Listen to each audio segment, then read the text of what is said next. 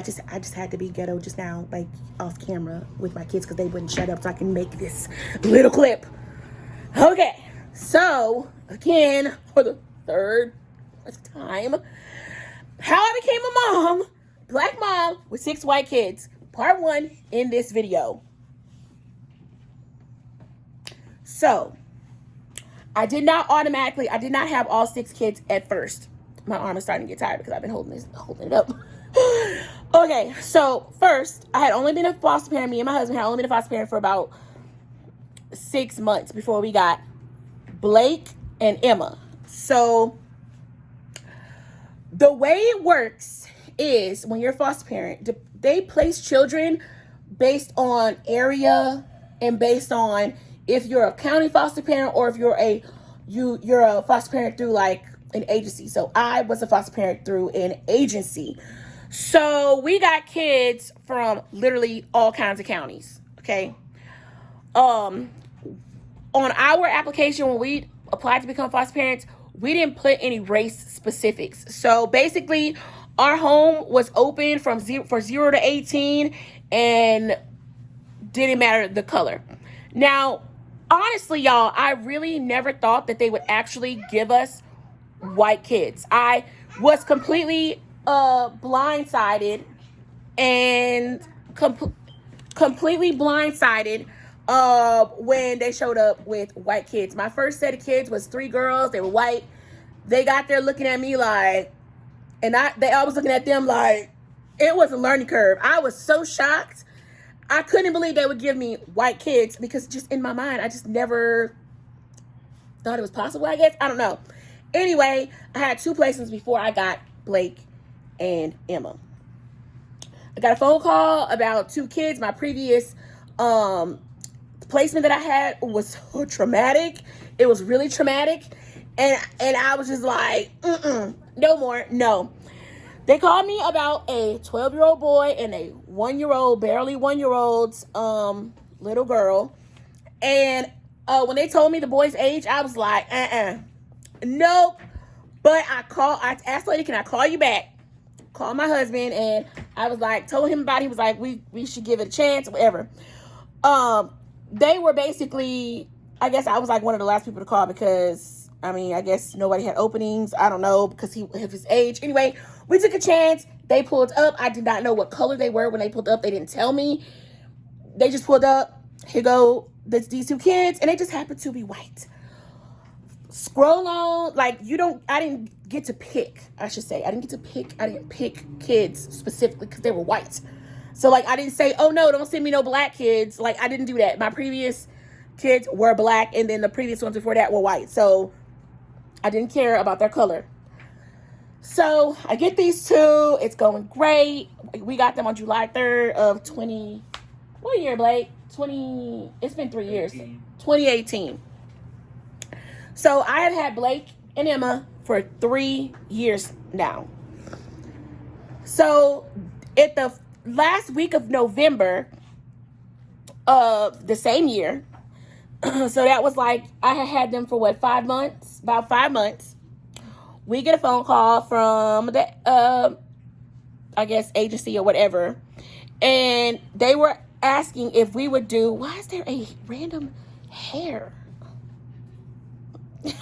It's like stuck in my eye. Anyway, so they asked me to do respite. So respite is basically where you almost babysit other foster kids, and you basically giving the foster parent a break. They asked me would I do that for Blake and Emma's other 2 siblings, Waylon and Laura, who at the time were 3. No. What they? Yeah, 3 One and just turned 3, and he just turned 4. So 3 and 4. Mm-hmm. No, they were 4 and 5. Yeah, I was 5. Laura had literally just turned 4, and Waylon had just turned 5 on June 20th. Anyway, so I was like, sure, they're siblings. That's fine. That would be great for them to be able to hang out for a whole weekend. It was literally supposed to be a weekend, y'all. So the day comes for them to come for respite. The worker shows up, y'all. I kid you not. I cannot make this up. She showed up with all of their stuff. Like, all of their stuff. Like, boxes of stuff. And I'm like, right? Because I'm looking like, that's a lot of stuff for a weekend respite. The previous, their foster parent quit. Literally, when the lady, I guess, went to go get them from the house, she was just like, you might as well take all their stuff. And, I mean, essentially, she put them out. Like, come on. She definitely put them out. Anyway, they show up with all the stuff. So now I'm looking at them. They're looking at me. What am I supposed to say? Like, I mean, who's going to sit there and see these two little kids and have their siblings and say, no? So when she asked me that I want to just take them as a placement, I was like, I guess so. So then there were 4. So then at that time, now I have 4 kids. So my kids are all biological siblings. Fast forward, the case goes on. It becomes apparent that the kids are not going to go back to their bio parents. But before any of that, anyway, we had decided, me and my husband had decided that we would adopt all of the kids together, all of them, because they're 6 altogether. We only had 4 at the time. And I was like, well, if they don't go back to the bio parents, we're going to adopt all the kids because I would want to keep them together. Duh, right? I feel like any person would want to, you would think, but I guess not. But that's our thinking. Anyway, fast forward a year and a half ago, once we realized that the kids were probably going to be up for adoption and all this other stuff, and the rights were being terminated and all this other stuff, we officially said we wanted the sisters too. So the sisters, who are this one here, which is Izzy, and then Olivia back over there. Those 2 were in a separate foster home with another foster home. So they had been in that foster home the whole time, basically, that they've been in care. So 2 years. So a year and a half ago, we decided we wanted them all. They asked us. We said, yes, we did want them all. And the girls came to live with us. It was about, how long? I want to say they came to live with us in December of 2019. We were here for like 5 months before we actually adopted. So they came in December of 2019. And then COVID happened in 2020. So we knew we were adopting the kids. We were supposed to adopt them in July of 2020. So the girls had to be in our home for 6 months before they could be adopted by us. So we were expecting to adopt them in like July. Well, COVID happened, so they weren't able to be adopted in July. So our adoption date was in November of 2020. So they were with us for nearly a year before they were actually adopted by us. So we did adopt all 6 of the kids. They are all biological siblings. That's how I ended up with 6 white kids. Even though I am black, I did not ask for white kids. You get what you get and you don't throw a fit. That's basically what happened. I got them and we collected them like Pokemon. Got to catch them all, apparently. Because we ended up with 2, then 4, then 6. So we got them all. That's how we got them. 2, 4, 6, 9. Girl, what are you doing? 5. So, yeah. So, before y'all ask any personal questions about bio parents or anything, or why they're in foster care, I'm not going to tell you because that ain't y'all business. That's not their business. That's not even really my business. It's really their bio parents' business. And I'm pretty sure they're probably going to eventually see these videos. And I'm not going to be rude and tell y'all the people business. Mind your business. I know y'all nosy. Y'all nosy. Mind your business. Anyway, that's a little story. 9 minutes of a story.